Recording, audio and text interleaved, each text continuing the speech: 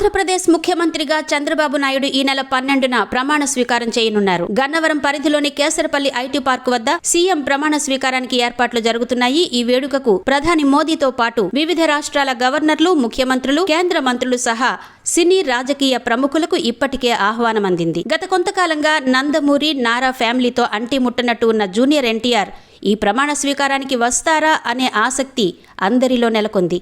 చంద్రబాబు గెలిచిన తర్వాత అభినందిస్తూ ఎన్టీఆర్ ట్వీట్ చేసిన విషయం తెలిసిందే.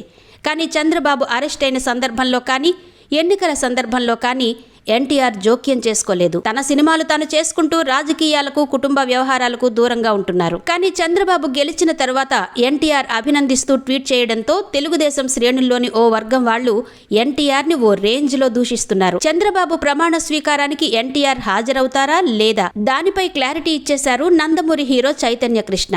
ఫ్యామిలీ అంటే సంతోషాన్ని పంచుకోవడం కాదు, బాధను కూడా పంచుకోవాలి. జూనియర్ ఎన్టీఆర్ ని ప్రమాణ స్వీకారానికి పిలిస్తే వస్తాడో లేదో నాకు తెలియదు. ఎందుకంటే ఈ మధ్య ఆయన ఫ్యామిలీ ఫంక్షన్స్ కి రావడం లేదు. నందమూరి ఫ్యామిలీ ఫంక్షన్స్ కి రావడం మానేశాడు. తెలుగుదేశం పార్టీ కార్యక్రమాలకు కూడా హాజరు కావడం లేదు. పిలిచినా రావడం లేదు. కాబట్టి పిలుస్తారో లేదో నాకు తెలియదు అన్నారు నందమూరి చైతన్య కృష్ణ.